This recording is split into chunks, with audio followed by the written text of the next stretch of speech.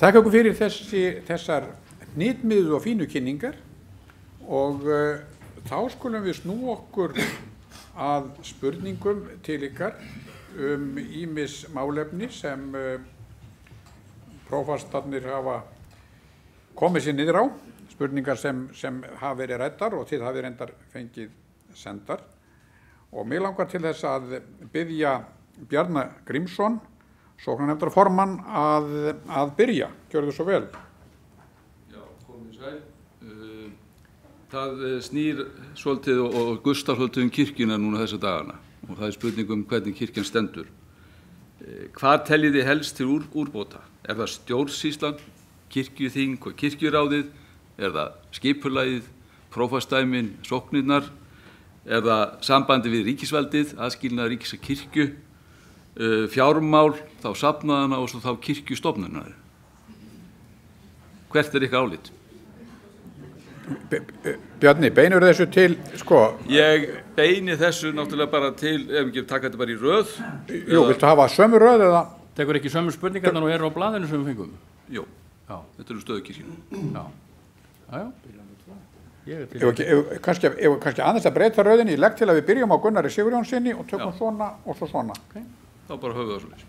Mér semst að ætla fyrstum að leysa lífsgátuna í þessu sal. Öll vandamál kirkjunar á einu bretti. Ég skal vera skýr og það eins og þið heyrðuð að þá höfum við nú fengið þessar spurningar fyrirfram, þannig að við gátum og gert okkur viðbúin því að svara. Mér finnst þessi spurning alveg gríðarlega viðamikil og að gefa manni 2 mínútur og nú ég að eyða mér þessi af þeim tíma. Ég er þeirra skoðunar að skipurit kirkjunar sé of flókið og vandasamt. Margir einstaklingar sem hafa starfað innan kirkjuna jafnvel í áratugi, þeir eru sér ekki meðvituð það hvernig skipurit kirkjunar raunverulega er. Og það ætti að samfæra hvern sem það að úrbóta er þörf. Kirkjuþing skipað leikmönnum að meirihluta. Ég tel að það ekki gera breytingar á því. Ég aftur á móti þeirra skoðunar að kjör á kirkjuþing eigi að vera í tengslum við almenna safnaðarfundi. Ég held að kirkjuþing eigi að fá tækifæri til þess að velja hvern þann einstaklings innan þingsins sem að því þóknast, hvort sem það leikmaður eða vígður. Og ekki setja einhverjar búa til þessi hólf sem við óhjákvæmilega höfum verið að gera í gegnum tíðina.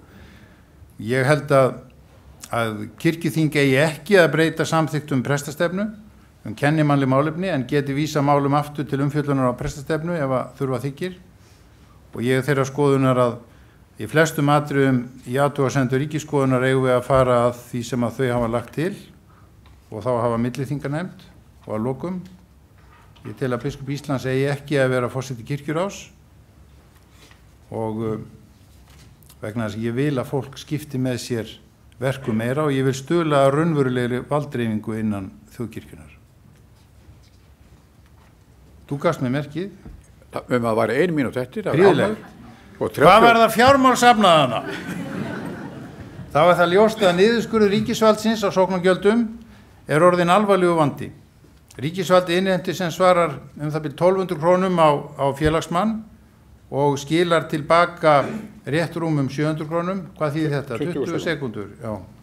Við eigum að taka mjög fast á þessu og það geti vel verið að þjóðkirkjan þyrfti að fara í prófmál hvað þetta varðar. Þetta samkomulag í þeir nefnilega ekki skila þessum hluta til kirkjunar sem að varðar þessum niðurskurði og það stendur eftir hjá ríkisvaldinu. Það ekki hluta samkomulaginu. Takk. Bjarni, gjörðu svo vel. Viltu skerpa eitthvað á þessu? Þarftu eitthvað? Nei. Þetta bara að halda áfram. Bara svona. Sigurður næstu. Já, ég vil þakka Gunnari fyrir að hafa sagt allt sóknargjöldin sem ég þarf að segja, þannig að ég get talað önnur mál. En mér langar til þess að beina sjónum okkar að því að við getum horta á kirkjuna út frá neikvæðum sjónarhól eða jákvæðum. Og ég held að það sé mjög mikilvægt að við munum eftir öllu þessu jákvæða sem að varðar kirkjuna. Og það nú í fyrsta lagi að net þjóðkirkjunar allt land. 80%, tæplega 80% þjóðarinnar eru meðlimir þjóðkirkjunar sem að stórkostlega há tala og það gríðarlega mikill mannauður í prestastéttinni, í djáknastéttinni, í starfsfólki þjóðkirkjunar það er feiknarlegur máttur og geta til þess að bregðast við verkefnum og aðstæðum og þjóna vel. Og það er svo, álít ég, að safnaðarstarfið sé víðast að batna og þjónustan er að batna. Það er vel. Takk fyrir það. Það eru 3 atriði sem ég langar til þess að beita mér fyrir varðandi stöðu kirkjunnar. Það er í fyrsta lagi virðist mér að kirkjan þarf að huga að því að vera kirkja trausts. Kirkjan þarf að taka vel á þeirri gagnrýni sem að fram hefur verið borin í samfélaginu, þarf að heyra hana og virðana og efla traustið, þora að sækja inn í almannarýmið með ábyrgri röddu og samtali. Kirkjan þarf að huga vel að jafnrétti, hún þarf líka að vera kirkja framtíðar með því að leggja áherslu á góða samvinnu við heimilin, við fjölskyldur barnanna, þarf að efla heimilin með góðri kirkju samvinnu. Takk fyrir. Þórhallur. Já, það er nú svona, eins og ég nefndi hérna áðan, ég er nú bara að teka undir allt það sem að félagi mínu hér hafa sagt, og ég sé nú öll mjög sammála margar hluti, en eins og ég nefndi áðan þá verðum við að horfast í augu við það að traustið til kirkjunar hefur dalað mjög mikið og ég held við verðum bara svona viðurkenna það dálítið fyrir, sko ég var að tala um það þegar ég byrjaði hérna 1989 í Langholtskirkju, þá man ég eftir því að traustið til lögreglunar og til þjóðkirkjuna var svona sirka það sama, það var svona í kringum 70% og í dag þá getur lögreglan ennþá glæðst yfir því að 70% þjóðarinnar treystir lögreglunni, en samkvæmt skoðanakönnunum þá er þjóðkirkjan með svona stóru þotni, stofnunin sjálf, komið niður í eitthvað 30%, eitthvað örlítið plús. En á meðan eins og séra Sigurður sagði, þá treystir fólk sóknar kirkjónu sínum, það sækir sóknar starfið, treystir prestónum á hverjum stað fyrir sig, en segir sig jafnvel úr þjóðkirkjunu vegna þess að á móti stofnuninu sem slíkri. Það er mörg vandamál sem var spurt í þessari spurningu og eins og séra Gunnar sagði að það er að leysa vanda heimsins hérna á stuttum tíma. En ég er aldrei samferður það, ég er búin að tala við mjög mikið af fólki, bæði núna undanförnu, en líka meðan öll þessi holskefla hefur verið að ganga yfir. Þið vitið öll þessi gagnrýni, öll þessi erfiði mál sem að kirkjan hefur þurft að vera að takast á við. Og það er alltaf það sama sem kemur upp, það er þetta með traustið. Við viljum hafa örugga kirkju, við viljum hafa trausta kirkju. Hvernig viljum við ná aftur fólki í kirkjuna? Hvernig viljum við ná aftur til dæmis sóknargjöldunum? Hvernig viljum við byggja undir tekjugrundvöll kirkjunar? Svarið er alltaf það sama. Hvernig viljum við fá fleira fólk til að taka þátt í safnaðarstarfinu? Það er traustið. Við verðum að horfast í augu við þennan vanda og endurreisa traustið og taka þetta til höndum saman. Og þá þurfum við líka að gera annað. Við eigum ekki bara að koma að segja nú skulum við vera góð kirkja og þið getið treyst okkur. Við þurfum líka að taka þetta til höndum saman. Það er sárt að heyra til dæmis sveitakirkjuna og borgarkirkjuna vera alltaf að deila, alltaf að takast á, í staðinn fyrir einmitt að taka höndum saman. Kirkjan í borginni, bæjanum og í sveitunum. Traust. Takk. Kristján Valur. Þjóðkirkjan er sterk og þjóðkirkjan er veik. Þjóðkirkjan er sterk vegna þess að hún er fjöldahreyfing með mjög miklum fjölda þáttakenda. Hún er sterk vegna þess að enn er öll börn að heita máskýrð. Allur þorri barna er fermdur, hjónavígslur í kirkju eru mjög hátt hlutfall, útfærir næstum því allar kristilegar, en hún er veik vegna þess að okkur tekst ekki vel að nýta þessi dásamlegu tækifæri sem felast í þessu öllu saman. Hún er sterk vegna þess að hún á að skipa miklum fjölda af mjög hæfu starfsfólki, en hún er veik vegna þess að hún er núna að missa hluta þessu hæfa starfsfólki frá sér þannig á ekki peninga. Hún er sterk vegna þess að fjárhagsgrunnur hennar í rauninni öruggur í gegnum sóknargjöldin og kirkjugarðasamkomulegið, en hún er veik vegna þess að við erum bjargarlaus þegar kemur að því að reyna að halda upphæð sóknargjaldana eins og dæmin sanna. En fyrst og fremst er hún sterk vegna þess að hún er kirkja Jesú Krists. Ég þarf ekki meiri tíma. Takk. Ekki taka öll bárð og ítreka svona aftur að spurningin er náttúrulega ákveðið skipulag og tilreyndu og fjármál. Já, ég glemdi nú að kynna mig á þann, ég heiti Örn Bárður Jónsson. Kirkjan er í rúst. Kirkjan er í rúst. Þessi orð birtust yfir viðtali í lesbók Morgunblaðsins árið 1988, viðtal sem tekið hafði verið við Sigurð Pálsson vígslubiskup og birtist á honum látnum hálfu ári eftir hann lést. Þetta var ekki miðilsviðtal.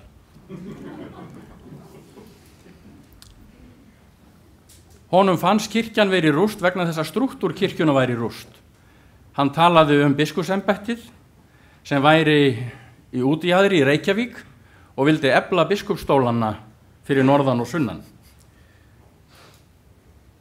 Mikið vatn hefur runnið til sjávar frá því að hinn aldni sagði þessi orð. Það hefur orðið gríðarleg breyting á kirkjunni og ég ætla að nefna lögin frá 1987 sóknargjöldin sem gjörbreyttu öllu starfsumhverfi kirkjunar. Við höfum búin að lifa núna góðæristíma og góðæri er dálítið hættulegt fyrir kirkju. Ég gaf út á sínu tíma könnun á fjárreiðum sókna, kirkjan í upphæðum, fjárupphæðum, og sýndi fram á hvað við vorum miklu vanda með að verja þessu fé rétt. Síðan eru hin lögin stöðu, stjórn og starfshætti þjóðkirkjunnar frá 97 sem að gjörbreyttu stöðu kirkjunar og aðskildu í raun kirkju og ríki. 20 sekúndur. Það þarf að endurskoða alla strúktúra kirkjunar. Við þurfum að fara yfir það saman, leikir og lærðir, með hvaða hætti við getum eflt þjónustu kirkjunar allt land sem allra víðast og með sem minnstum tilkostnaði. Við verðum að fara í þetta verkefni saman og finna lausnir sem eflir kirkjun og þjónustennar. Takk. Sér Agnes. Já. Þegar talað stöðu þjóðkirkjunar, þá kom upp nokkur atriði. Það er hægt að tala stöðu kirkjunar gagnvart samfélaginu og þjóðinni og það er hægt að tala stöðu kirkjunar gagnvart ríkisvaldinu og svo stöðu kirkjunar innan við og gagnvart stjórnsýslunni og sérþjónustinu og öðrum þjónum og starfsfólki. Mér finnst kirkjan vera í tilvistarkreppu. Hún veit ekki hvar hún stendur. Hún er óörugg með sig í þeirri stöðu og þegar við sjálf erum í tilvistarkreppu þá þurfum við að skoða sjálf okkur og líf okkar og ákveða hvert við stefnum og það þarf kirkjan að gera. Hún er í tilvistarkreppu vegna þess að henni hefur verið ýtt út í horn í samfélaginu. Hvort sem það hefur verið af þjóðinni eða kirkjunarmönnum sjálfum, það gerir mér ekki grein fyrir, en kirkjan er svona svolítið út í kantinum. Þar stendur hún og horfir á þjóðfélagið. 1 mínúta. Ég er sammála öllu sem hefur sagt hérna nema einu. Ég er ekki á því að það eigi að aðskilja ríki og kirkju að fullu leyti. Mér finnst sá aðskilnaði sem nú hefur farið fram vera í góðu lagi og mega vera. Og staða kirkjunnar gagnvart ríkisvaldinu, hún er skilgreind í kirkjujarðasamkomulaginu og sóknargjöldin, það þarf ekki að ræða meir þau, þó ég hafi nú verið búin að punkta það hérna niður. Það er náttúrulega stórmál sem verður að takast á við og það er ekki hægt að halda upp í starfi kirkjunnar út í söfnuðinu nema sóknargjöldin hækki. Það er alveg ljóst. Og kirkjan, hún þarf að horfa bæði inn á við og út á við og taka á sínum málum og taka til bæði inn á við og út á við. Takk fyrir það. Tóri Jökull.